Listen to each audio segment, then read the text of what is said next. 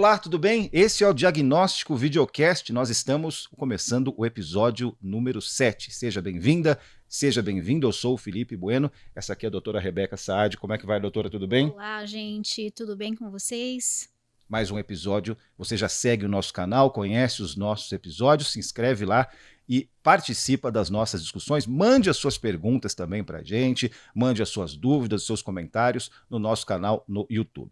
Nosso entrevistado de hoje é o Dr. Taki Cordaz. Ele é médico psiquiatra, escritor, professor da Universidade de São Paulo, tem especialização em filosofia e autoconhecimento, é autor de mais de 40 livros, incluindo um de poesia, e mais de 150 artigos científicos e mais umas outras coisas que tem no currículo que a gente deixou para lá para não estender por mais de 2 horas. Vai falar durante a entrevista, né? A gente vai falar durante a entrevista. Doutor Cordaz, seja bem-vindo, tudo bem?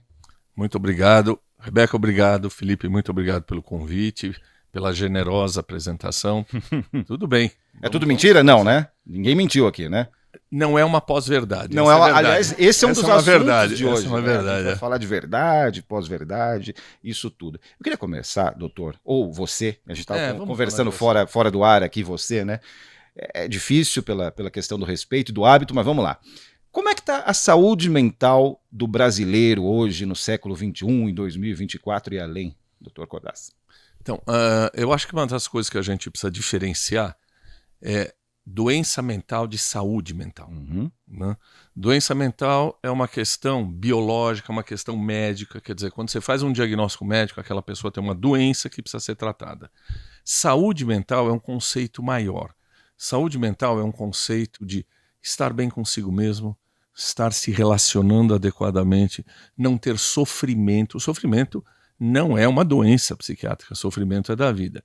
Então, a saúde mental significa o seguinte: eu estou bem com a minha vida, eu estou harmônico com a minha vida, eu estou bem com os meus valores e com as pessoas. A saúde mental do brasileiro anda muito mal. Né? Há mais sofrimento do que havia. Pelo menos ele está escancarado. Doença mental, por outro lado, também. Contrariamente a que algumas pessoas não acreditavam, houve uma explosão de doença mental pós-surto de Covid. Né? Nós temos um aumento muito grande das diferentes doenças psiquiátricas. Então você tem uma necessidade de atendimento, uma demanda de doença psiquiátrica muito maior, e você tem um sofrimento psíquico muito maior que corresponde à não presença de saúde mental. Então acho que as duas coisas a gente tem que falar separado. Então teve uma chave, né? Esse período 19, 20, tudo isso que veio com a Covid, com o confinamento e tudo mais, o senhor acha que tem um marco aí que piorou essa situação, nas duas chaves que o senhor colocou?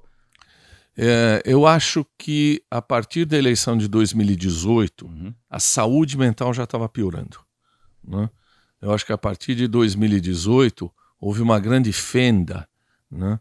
E a gente começou a ter indivíduos que persistem até hoje, que são indivíduos muito diferentes do que eram insensados até então.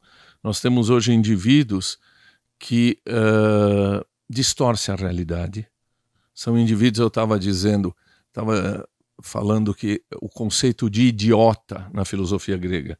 Idiota na filosofia grega não é o tolo, não é o ignorante. Idios, em grego, quer dizer ele mesmo. Ou seja, o idiota é aquele que olha tão somente para si e para suas vantagens. Eu acho que eles chegam a ser cruéis, né? Em alguns momentos, nas colocações, nas formas de olhar, no egoísmo, no individualismo. Eles chegam a ser cruéis porque uma das bases, um dos pilares desse indivíduo neoliberal, é de que todos somos empresários de nós mesmos, de que você é minha concorrente, todos somos concorrentes, todo mundo se tornou empresário e a colaboração com o outro é uma fraqueza, a generosidade é uma fraqueza. Né? Todo homem ficou... Só não consegue quem não quer, né? Exatamente, essa é uma grande bobagem. Só não consegue quem não quer, meritocracia. Eu que moro aqui na zona central de São Paulo, tenho as mesmas chances de alguém que mora no extremo sul da cidade, que demora 4 horas de ônibus para chegar, né? Isso também machuca muito o outro, né? Isso destrói até os sonhos, né? Por que eu sou igual a ele? Eu não sou igual a ele, eu parto de muitos metros atrás dele nessa corrida, né? Tem até um vídeo no YouTube, que é muito interessante, em inglês, onde ele pega e coloca todo mundo enfileirado. Aí ele fala assim, não, os pretos ficam 2 ou 3 passos atrás. Quem vem de uma determinada região lá de Londres, que é mais pobre, fica, por favor, 3, 4 passos atrás. Agora dá início à corrida. Ele fala, vocês acham que todo mundo tem a mesma chance de chegar? E aí o que se passa para a gente é, ele não conseguiu porque ele não se esforçou suficientemente. O esforço pessoal vai levá-lo ao sucesso, né? O que é muito cruel. Agora, na cabeça dessas pessoas, eles entendem que eles são cruéis? Porque é óbvio que nós estamos enxergando, nós que enxergamos a floresta e não só a árvore, vemos que essas pessoas são cruéis. Mas na cabeça deles, me parece, né, que eles estão fazendo certo do ponto de vista deles, em termos de indivíduo e em termos de sociedade. Se é que eles têm uma visão de sociedade, também imagino que tenham, né? Eu acho que a gente aí tem que diferenciar o que é o real do que é a realidade. Uhum. O real são, inclusive, esses valores que nós historicamente, filosoficamente, nós estamos falando desde o iluminismo, existem na sociedade. Esse é o real. A realidade é o real pintado com os seus olhos. A realidade é aquilo que você quer ver, né? E aí é que entra a coisa da não verdade, né? Você imagina uma geração que vai ser treinada a achar que a Terra é plana. Isso é do irracionalismo. A Rebeca estava falando, quer dizer, o respeito à autoridade, à alteridade, o respeito ao outro, é algo que vem de Kant, vem desde a filosofia, isso tem 200, 300 anos. A Declaração de Direitos Humanos, né? Isso tudo está sendo rasgado. Por quê? Porque a minha realidade é outra. Né? Direitos humanos é para humanos direitos, que eles colocam aí nas nossas redes. A gente precisa discutir isso, né? E aí tem uma outra coisa, que é como eu me considero superior a você. Uhum. Né? O que é ser direito, né? O que é ser direito? O direito é aquele que reza pela minha cartilha, né? Ou seja, existe hoje a ideia de que você tem que ser eliminado, porque você não olha para a realidade como eu olho. E esta é a forma correta de olhar para a realidade. Eu acho que isso é um exercício até para nós mesmos, né? Eu falava agora com os microfones desligados sobre seguir determinadas pessoas que pensam diferentes, que têm e isso faz com que a gente coloque em prática o ouvir o outro e entender que a opinião é diferente, mas conseguimos seguir aqui, né, de uma forma respeitosa, né? Então, eu acho que nós que temos um pensamento mais progressista precisamos tomar cuidado mesmo para não nos tornarmos como essas pessoas estão. A gente tem que tolerar aquilo que o Freud chamava o narcisismo das pequenas diferenças. Uhum. É claro que nós podemos ter um projeto comum, mas se você pensa que a via é essa, eu penso que a via é aquela, isto tem que ser tolerado, né? Senão a gente racha o narcisismo das pequenas diferenças. Agora, eu também queria te dizer, existe um texto de um cara que está muito longe de ser um homem de esquerda, um filósofo que chama Karl Popper. O Popper é um filósofo, né, radicado na Inglaterra, e ele tem um texto na internet que é Os Limites da Tolerância. Uhum. Ele diz o seguinte, ok, não é tolerante, a gente não deve ser tolerante com, por exemplo, a proposta de matar pessoas, a proposta de achar que algumas pessoas são inferiores, a proposta de dizer que essas pessoas têm que ter menos possibilidades do que a gente. Ou seja, não é mais uma coisa da minha opinião contra a sua opinião. Tem que ter uma intolerância com algumas coisas que vão contra o ser humano. Sim, tem aquilo que não é aceitável. Não é aceitável. A convivência entre pessoas, né? A história do bandido bom é bandido morto, de todo mundo armado. Eu acho que isso te acende ali uma luz amarela que, opa, calma aí. O caminho está perigoso aqui. Né? E veja que isto é uma manipulação, porque o próprio indivíduo antes que falava pelo uso de armas e matar os inimigos, hoje grita que não é democrático ele poder dizer tudo isso. Vamos tomar cuidado com o que é democrático e com o que é tolerável. Tem uma pergunta que a gente ia fazer lá na frente, na nossa conversa aqui sobre internet, redes sociais, mas me veio aqui a questão, já que a gente está falando sobre isso, da história da bolha. Eu queria saber se você concorda com essa história de bolha, né? Todo mundo vive na sua própria bolha, ou é uma tendência do mundo atual, não só do Brasil, mas no mundo atual, viver cada um na sua bolha, porque tem tudo a ver com a história do outro, né? Os outros. E se a gente parar para pensar, honestamente, historicamente falando, talvez as redes sociais acabem potencializando uma verdade que já era humana. Por exemplo, na questão de algumas religiões. Não é que você deve ou não acreditar em Deus, você deve acreditar no meu Deus. Né? O outro Deus é falso, a outra divindade, as outras divindades. Né? A gente pode recuar às religiões do Oriente Médio, né?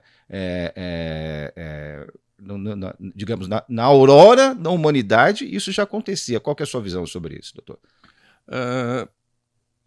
Eu queria dar um passo atrás e dizer o seguinte: a gente precisa tomar cuidado com a internet é isso, a internet é aquilo. Eu tenho um exemplo histórico, que é quando da Revolução Industrial na Inglaterra, século XVII, século XVIII, a substituição da manufatura, né, pela fábrica, pelas máquinas. E vários movimentos de operários foram mandados embora, entravam à noite nas fábricas e quebravam as máquinas, como se as máquinas fossem os seus inimigos, e não quem comanda a máquina. Os luditas, né? Exato. Portanto, exatamente. A internet não é má ou boa em si. Né? As redes sociais não são más ou boas em si, até fazem grandes serviços de juntar pessoas com doenças raras, grupos de apoio. A gente usa muito a internet para o apoio de pacientes, né? Pacientes nos procuram porque acabam conhecendo informações a partir da internet. O que a internet faz é que você fica cada vez mais individualista, cada vez mais narcísico, cada vez mais buscando o sucesso na internet, buscando a sua repercussão na internet. E aí o que acontece é um fenômeno muito interessante, porque você começa a perceber o sucesso que você faz com determinadas opiniões. Então, inverte-se. O monstro domina o humano. Eu não vou mais falar aquilo que não me dá tantos likes. Eu crio o Frankenstein, mas quem depois me domina é o próprio Frankenstein. Gente, eu acho que eu preciso de tratamento, porque eu só falo que não me dá like nenhum, pelo contrário. Não, você está certa, parar então, de ser polêmica, né? Na verdade, você está certa. Mas você achará as pessoas que acreditam como você. No começo eu tinha um monte de haters que me xingavam. Hoje eu falo, as pessoas, não tem ninguém que me xinga, é raro alguém me xingar, ou seja, aqueles que... já saiu, já né? saiu, gentileza, já não me segue. Eu falo diariamente, por gentileza, tem um botãozinho aqui, né? Esses dias vi uma postagem que um colega colocou assim, uma charge, né? A gente odeia os ricos. Aí no outro quadrinho estava assim, queremos ser ricos. Todos querem ser ricos. Todo mundo levantando o dedinho. Achei de uma crueldade tremenda. E hoje saiu uma notícia que uma grande família rica na Inglaterra conseguiu se provar que eles pagavam um dia de trabalho ínfimo para profissionais da Índia, né? Isso foi provado, uma fortuna, bilionários. É esse tipo de riqueza, né, que se combate, a riqueza cruel que explora, que não pensa no outro, né? Eu acho que querer ter uma vida financeira mais tranquila é legítimo, né? Você trabalhar para isso. Então, o que você está contando é o máximo, o exagero da mais-valia, né? O aumento do lucro a qualquer custo, a qualquer preço. Nós já tivemos uma época de empresários que tinham uma visão social maior. Antônio Hermínio de Moraes, tinha um grupo de empresários que prezava pelo bem-estar dos funcionários, etc. Mas isso hoje se tornou absolutamente obsoleto, né? Todo esse conceito keynesiano se tornou obsoleto. Hoje, com a questão do neoliberal, vamos lembrar Margaret Thatcher, que dizia que não existe a sociedade, só existe o indivíduo. Portanto, eu tenho que olhar para mim e para o meu lucro e para cada vez ganhar mais, né? A questão do rico é que, no Brasil, você tem uma classe rica que é absolutamente, não digo todos, mas é uma classe absolutamente cruel. Né? Você vê que no meio da pandemia, mais bilionários apareceram no Brasil, né? Ou seja, o que o cara consegue ser bilionário no meio de uma pandemia onde morreram 700 mil pessoas? Como é que ele conseguiu esse lucro? Né? Eu sou da opinião, bom, nós vamos falar de psiquiatria, mas daqui a pouco você está falando, eu só estou falando das minhas ideias, né? Eu sou da opinião que banco tinha que ser estatal. Banco não deveria ser privado, porque banco serve para o fomento, para o progresso, para criar empregos, para criar linhas de trabalho. Oportunidades. Né? Então, acho que banco deveria ser estatal, não deveria ter banco privado. O Brecht dizia que eu não sei qual é o maior crime, roubar um banco ou criar um. Excelente. Né? Leiam as peças do Bertolt Brecht, vale muito a pena. Já que a gente voltou para o nosso quintal, para a nossa bolha, para o nosso Brasil, eu pergunto se você acha... Qual que é a sua opinião sobre essa história de polarizado, Brasil polarizado? Agora há pouco a gente falou das eleições de 2018, talvez as eleições de 2018 sejam um produto de anos ou décadas atrás, uma questão não resolvida da pós-ditadura de 64. Você concorda? Tem alguma coisa a acrescentar essa visão de polarizado? Uma visão simplista de alguma forma? Qual que é a visão? Eu acho que a gente está olhando para 2018, quando na verdade esse fenômeno já começou 20 anos antes. Quer dizer, as igrejas pentecostais e o projeto de poder das igrejas pentecostais e o benefício de receber televisão, de receber rádio, já vinha sendo plantado há pelo menos 20 anos. O não julgamento dos crimes cometidos pelos militares durante a ditadura, como ocorreu na Argentina, fez com que houvesse um clima de imunidade. Né? Então, acho que o projeto de uma nova intervenção militar é algo que vem borbulhando há muito tempo. Lembra, por exemplo, o general Vilas Boas mandou um recado mal criado para o Supremo quando o Lula estava preso, dizendo que ele não admitia a soltura do Lula. Quer dizer, onde é que um militar militar tem que estar subordinado a civil? Ou seja, há um sonho militarista no Brasil há muitos anos, há um sonho de poder das igrejas evangélicas. A gente estava dizendo que o Bolsonaro foi derrotado, mas Bolsonaro é o que o Marx, é o representante daquilo que o Marx dizia no 18 Brumário de Luiz Bonaparte. O que ele dizia é o seguinte: quando a classe dominante não consegue, através dos seus próprios meios, ela encontra um fantoche, que era o próprio Luiz Bonaparte, que representa isso, representa através de uma mão firme, etc.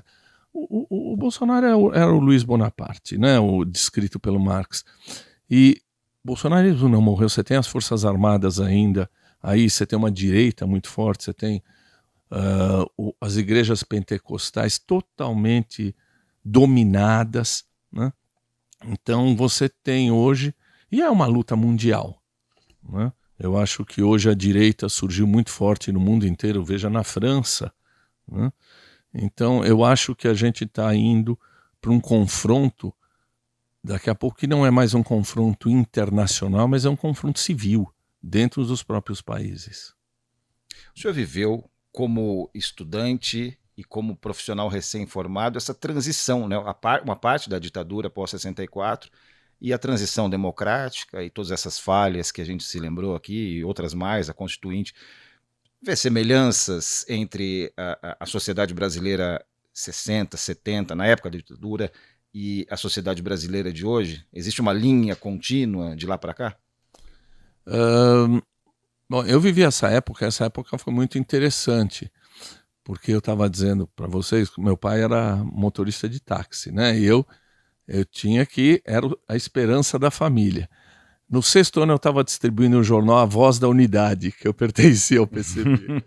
E aí me chamaram no 2º Exército, né, para perguntar que negócio é esse. Tá tudo bem, né? Tá tudo bem. Como é que vai você? Como é que tá? Tá Como precisando tem de alguma passado, coisa?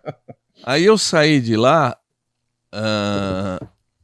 meu pai não levantava a mão, mas ele me punia com o olhar. Então ele dizia: olha o que você está fazendo, olha o que você está fazendo com a nossa família, né? Depois, na faculdade... Tá manchando a honra, né? Foi chamado. Não, manchando a honra, não. Se você for preso, você não vai trabalhar, né? Você precisa trabalhar. Pragmático. Ele era bem pragmático. Mais prático, é verdade. E você sabe que eu acho que durante muitos anos eu comecei a voltar a ter uma ação política, me filiar a um partido, começar o meu canal de Instagram em março de 2020.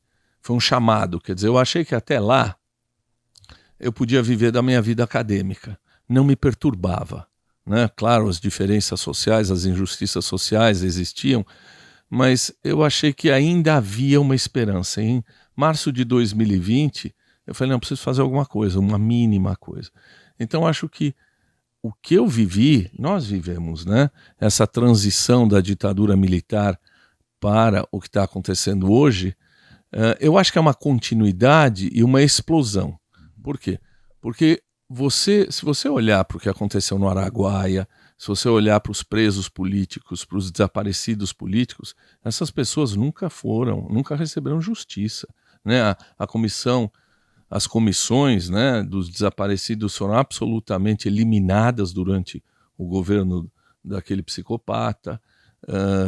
Eu acho que a gente tinha um mar de lodo que era subreptício, até que ele explodiu. Então, acho que há uma continuidade, mas o que aconteceu foi que, de repente, sabe a figura do flautista de Hamelin, flautista de Hamelin que entra soprando, né, flauta dentro de uma cidade, os ratos saem todos dos esgotos? Acho que faltava o flautista.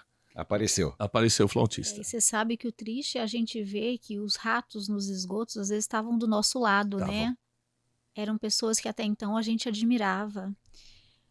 Isso deu uma baqueada, eu brinco que no meu caso, na minha saúde mental, né? Você cresce ouvindo que houve um golpe militar em 64, que as pessoas eram presas, elas eram torturadas, e agora, de repente, essa ideia mudou. Não foi bem um golpe. Poxa, e aí? Aquela pessoa que você tem como ídolo, o que você faz com aquilo? Né? Eu acho que isso foi um grande... Para a nossa saúde mental é muito ruim o cara chegar e dizer que foi a dita mole, não foi a ditadura. Né? Não, e quem era correto e honesto não teve problema nenhum. Né? Só tinha problema quem era arruaceiro. Então isso é complicado para nossa cabeça que cresceu, né, ouvindo uma coisa e acreditando numa coisa e ver que aquela mesma pessoa que te ensinou até então hoje fala diferente. O que foi essa mudança? Ou não foi mudança, foi realmente a impressão que dá é que a pessoa mudou a forma de pensar. Eu acho que essa pessoa se tornou menos temeroso para dizer o que já pensava. Você sabe que tem cursos, tem até uma TV, um movimento paralelo aí, né, que está dando cursos de história do Brasil, absolutamente uma nova história do Brasil, né, onde não houve conflito com os indígenas, onde a escravidão foi algo muito tranquilo, leve. Ou seja, estão se formando...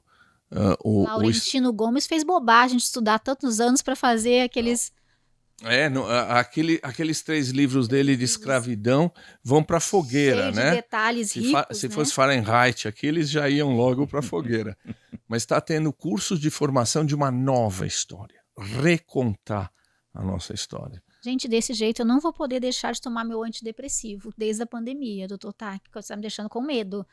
Vai piorar isso? A gente só usa antidepressivo se você tiver com depressão, se você estiver triste, se você estiver chateada, se você estiver desiludida com as pessoas, não use remédio.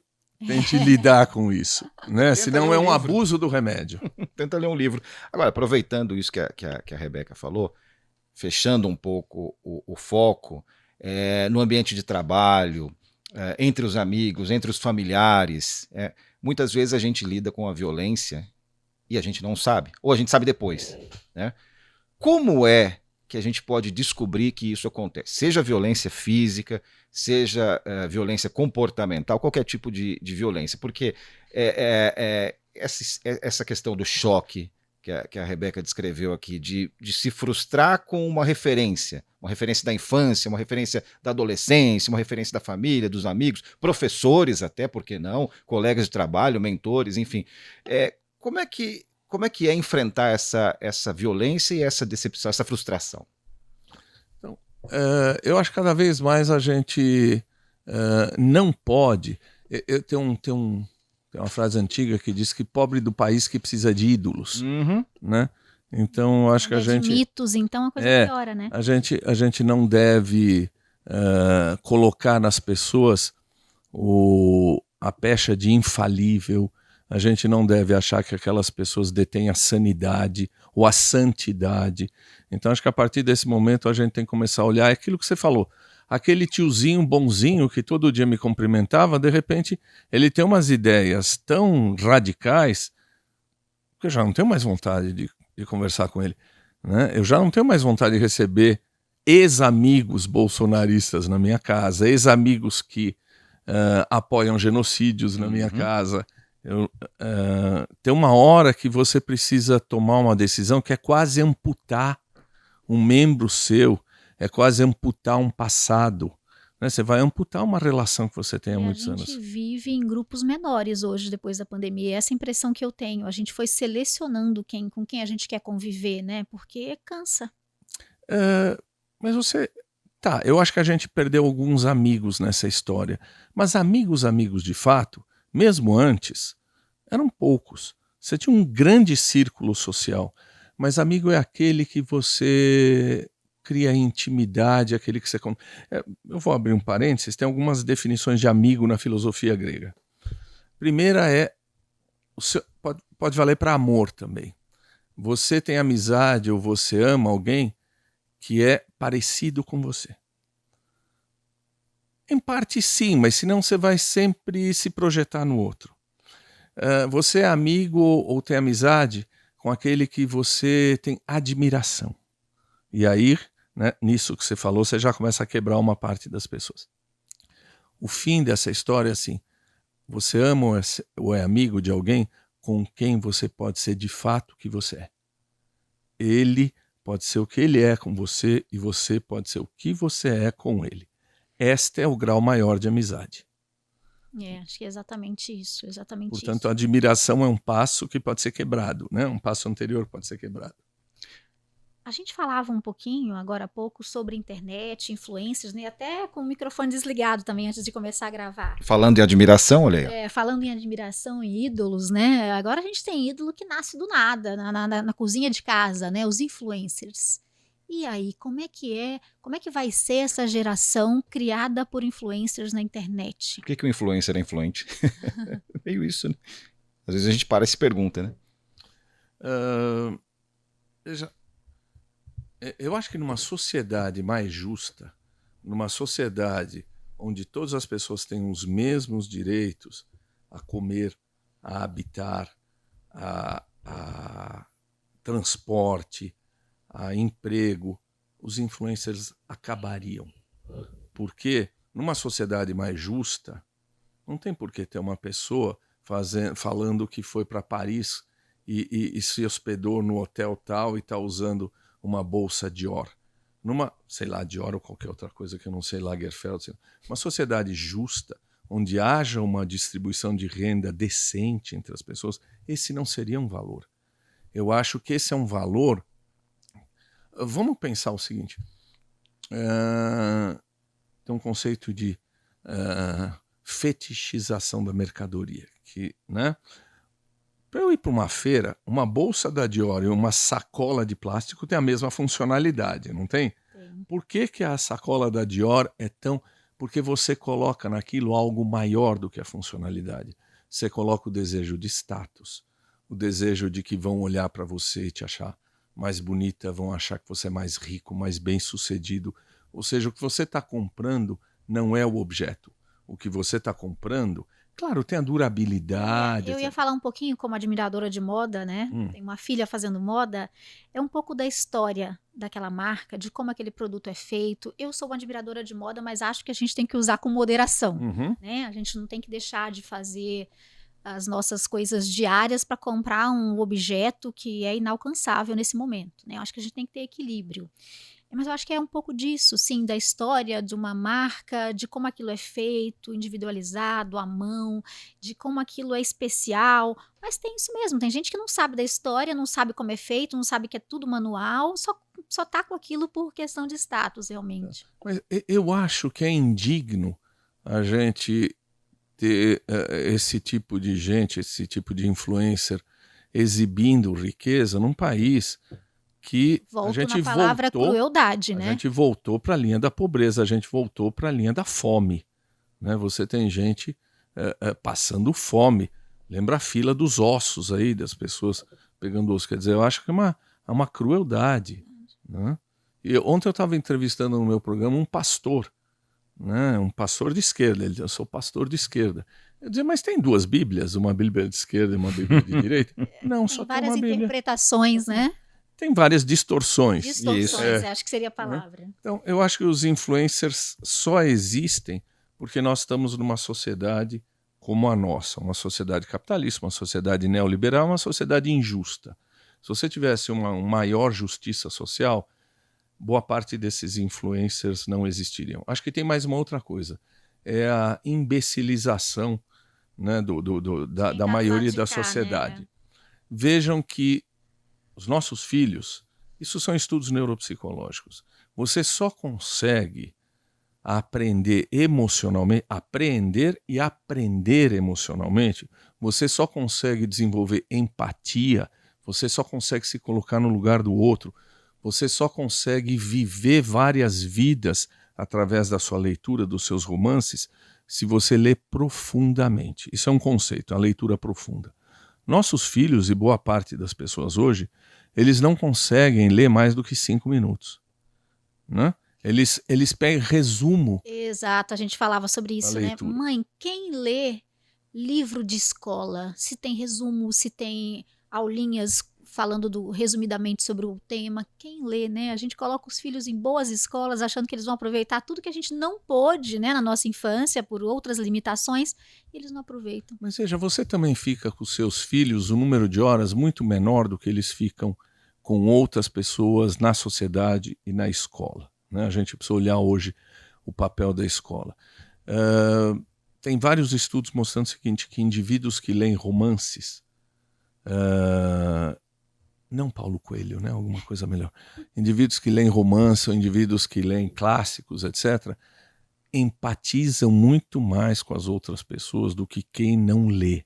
Ou seja, você desenvolve, você faz, você dá musculatura à sua emoção. As virtudes aristotélicas, como Aristóteles dizia. Quando os meus eram pequenos, eu fazia o momento da leitura. Vamos deitar aqui com a mamãe, deitavam os 3 do meu lado, cada um com seu livrinho. O mais novo com um livrinho de historinha simples, a do meio, a mais velha e eu. E a gente ficava ali pelo menos 1, 2 horas lendo juntos. Eu consegui fazer isso só até um determinado momento. Parabéns. Depois não queriam vir mais, e não quero, ou só quero ler mangá, ou nem quero ler, né? E aí, como é que a gente traz essa juventude, essa geração para a leitura, para o parar, para não ser tão acelerado, né?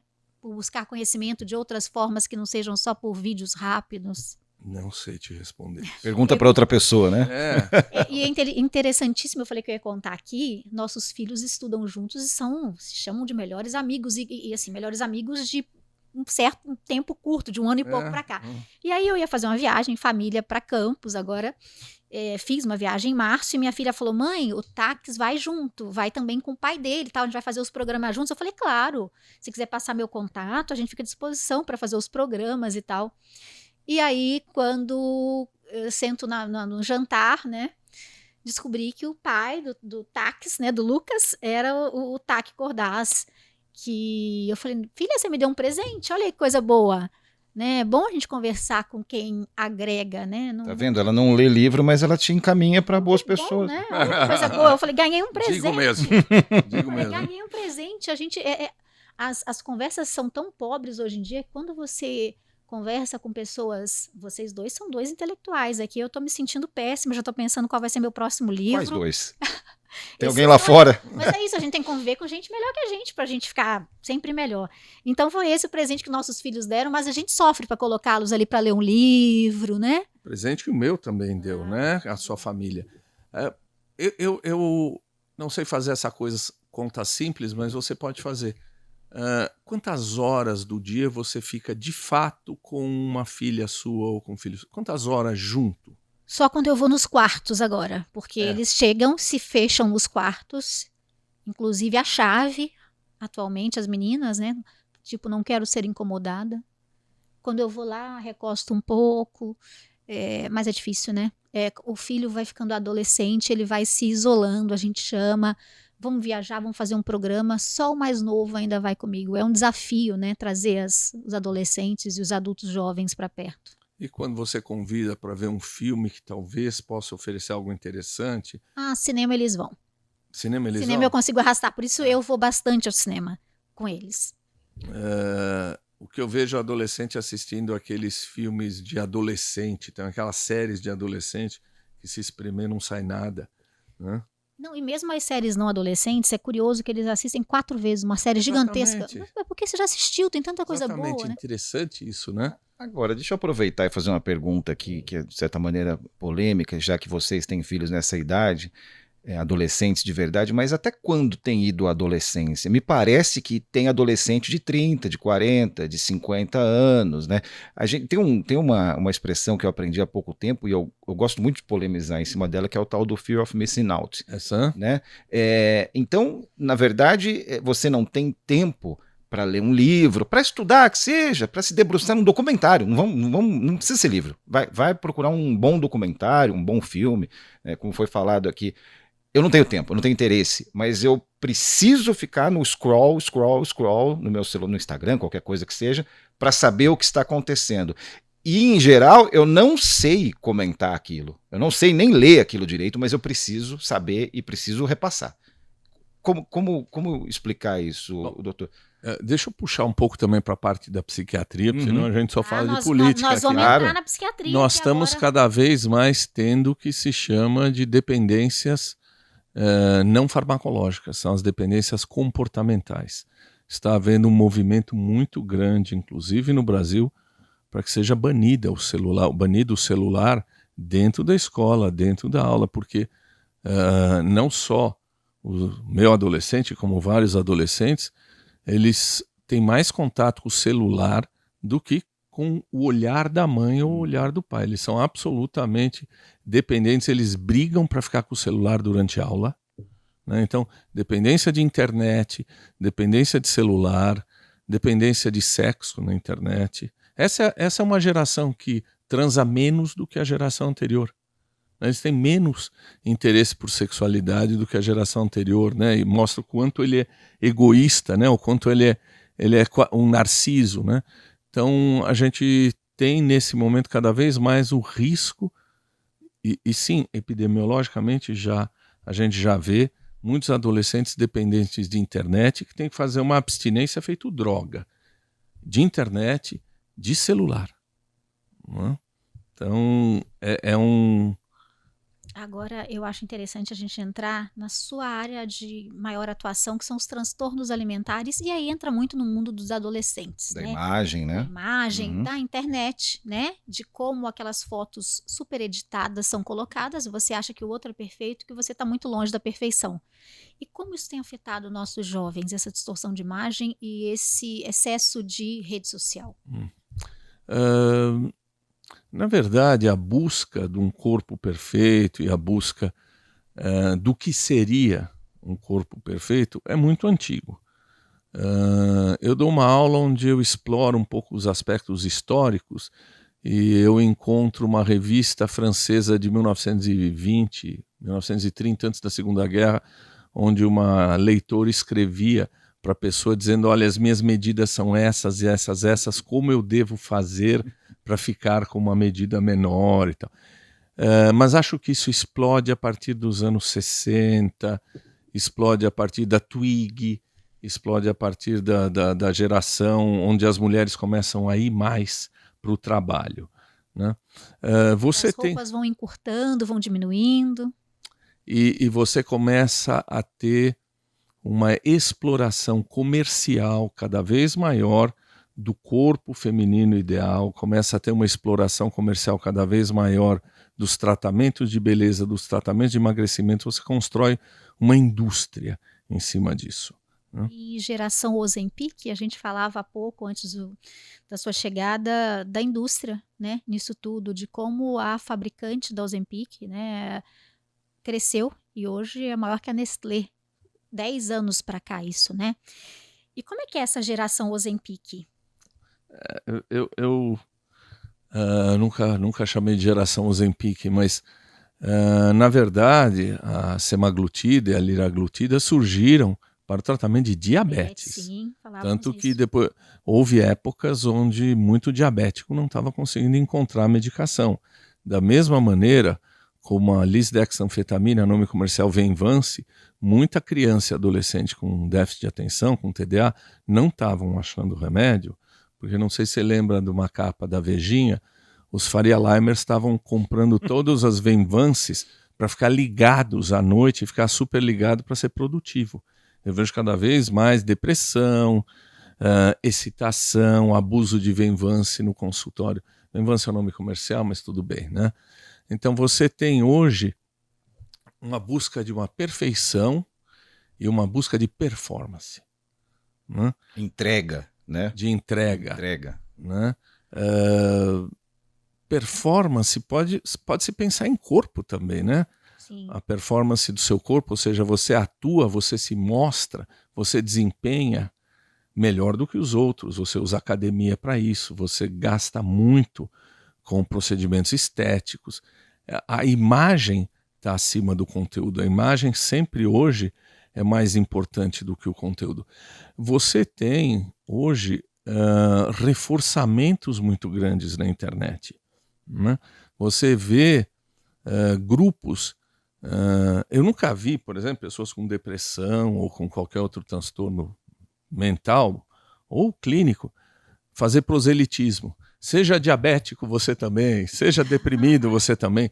Mas existe pro nosso grupo. Mas existe proselitismo de anorexia na internet. Quando você bloqueia, eles mudam de provedor, etc.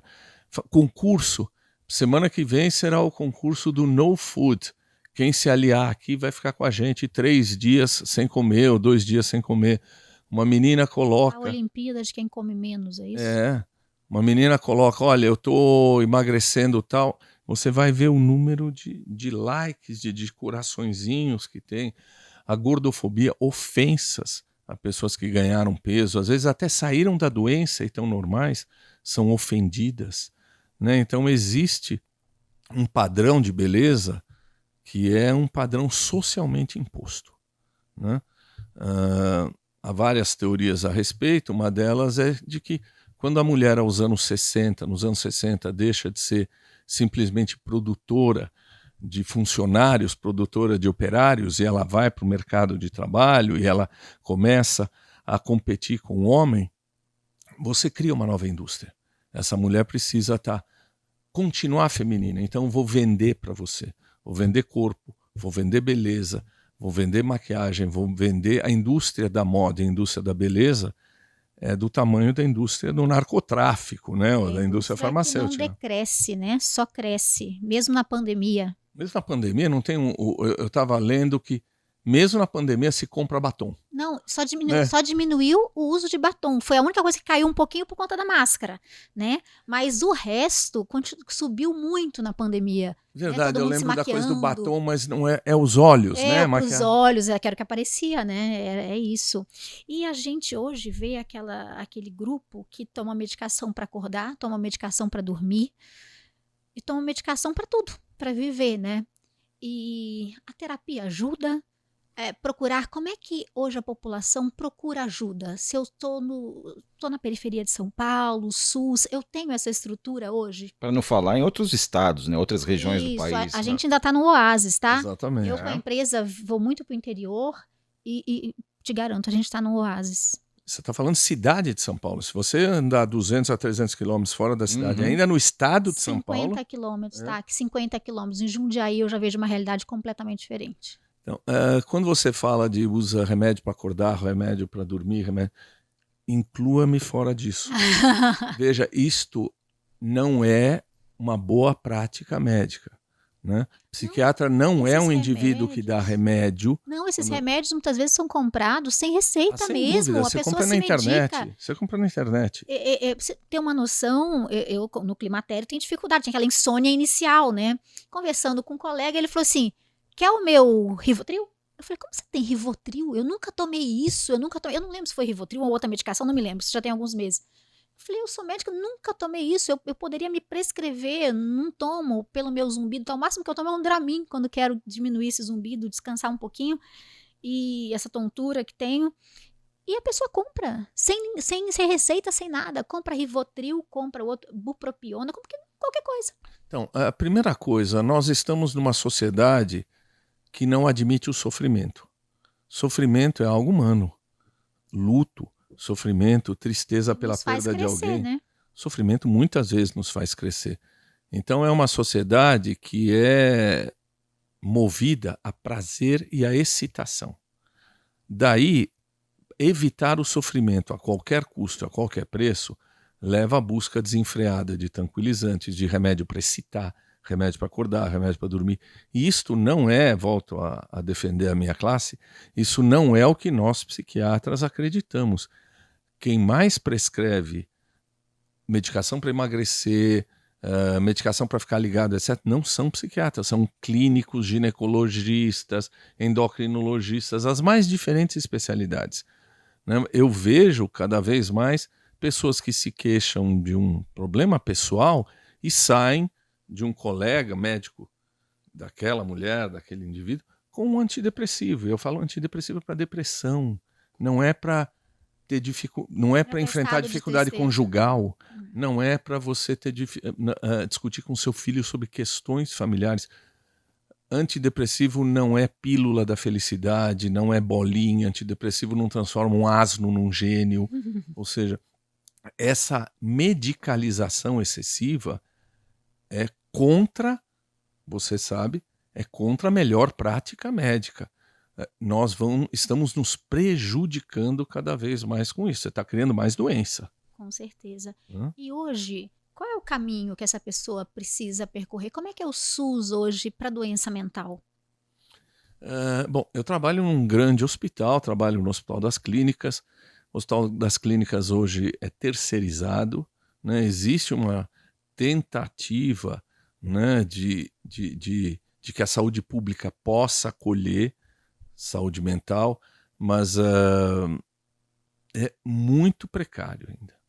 Ainda é muito, muito precário, e você tem que entender que tem o desconhecimento ainda do que é um transtorno psiquiátrico. Muita gente acha que aquilo que ele está padecendo é normal. Outras vezes, esse indivíduo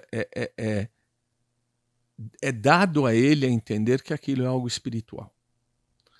Há um enorme preconceito e estigma com transtornos psiquiátricos.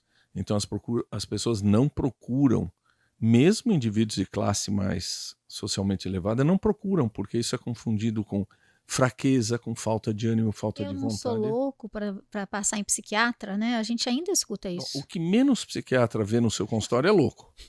Há muitos anos eu não vejo ninguém falando com a parede nem vendo jacaré na minha parede. Eu estou, obviamente, exagerando um pouco, mas a grande maioria das pessoas tem os transtornos psiquiátricos ditos mais leves ou ambulatoriais. Pânico, ansiedade, depressão, toque, transtorno bipolar. Essa é a grande maioria. Epidemiologicamente, esses quadros são muito mais comuns do que qualquer quadro, né? E existe também uma outra coisa que é importante lembrar, que o meu cérebro adoece tal qual o meu pulmão, o meu estômago, né?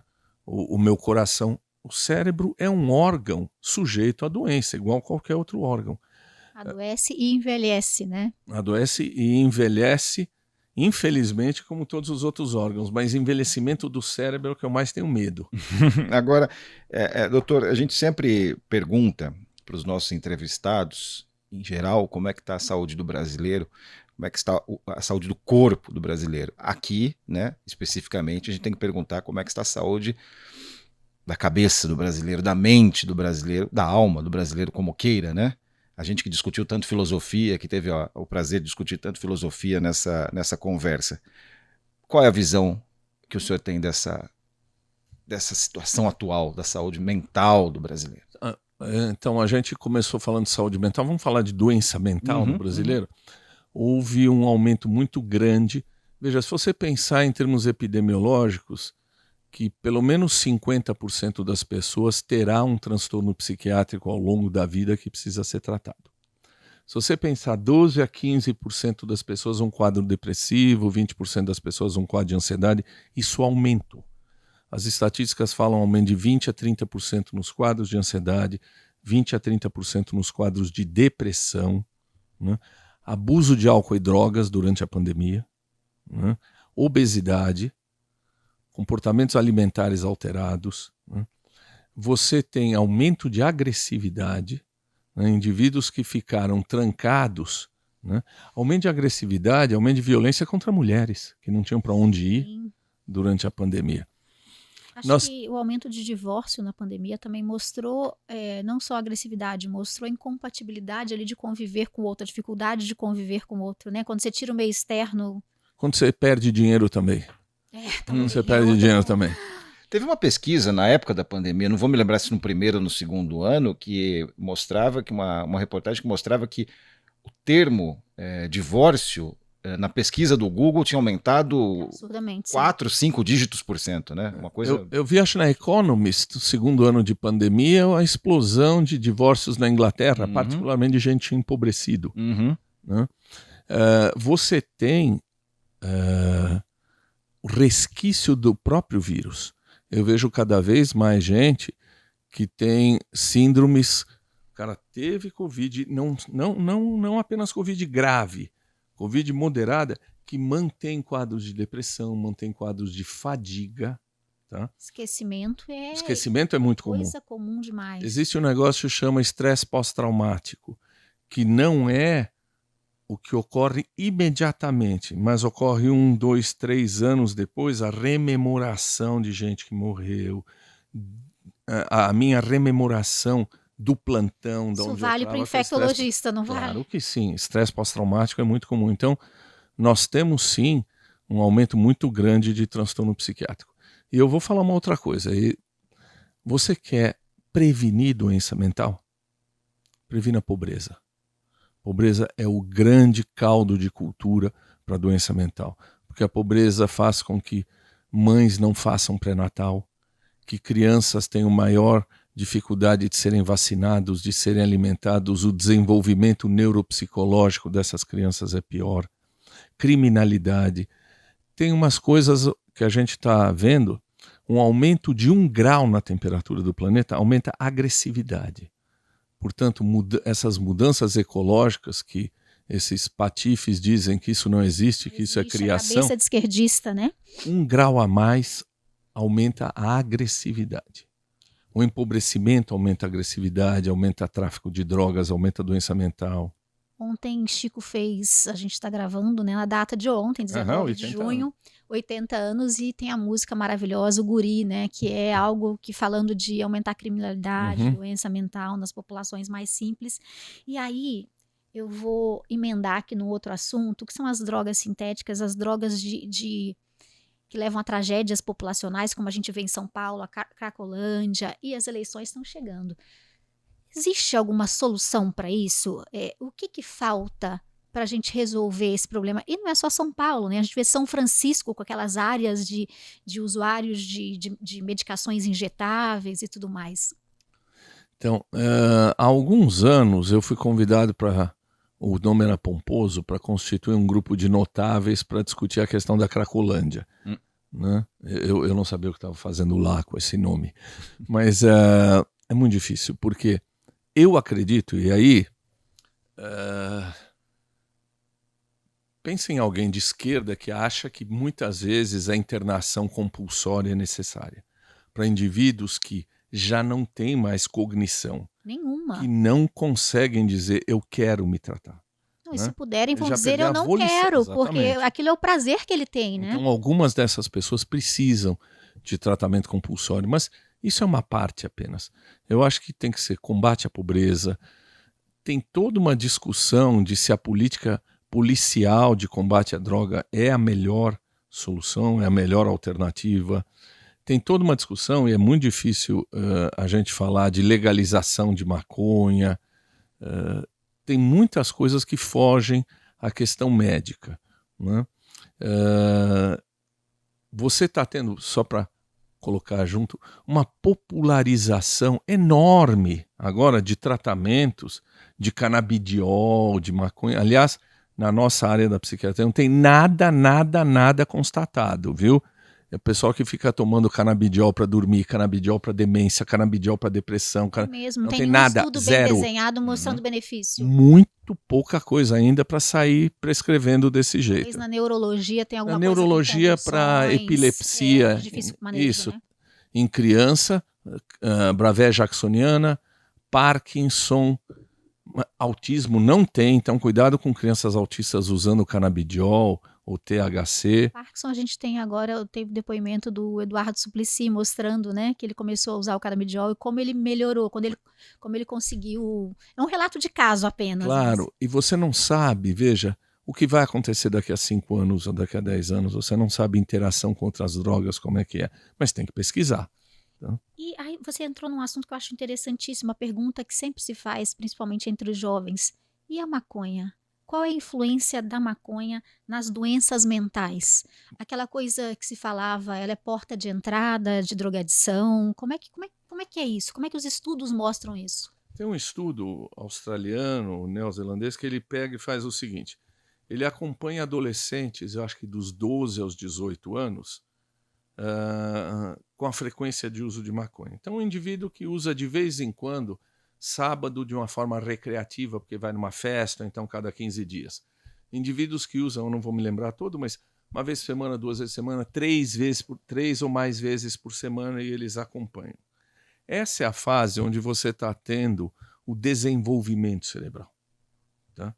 Indivíduos que usavam maconha mais de 2 ou 3 vezes por semana tinham um elevadíssimo índice de quadros psicóticos, quadros depressivos, e se encaminhavam para o uso de outras drogas. Então, maconha, durante o período da adolescência, durante o neurodesenvolvimento, tem marcas indeléveis sobre o cérebro.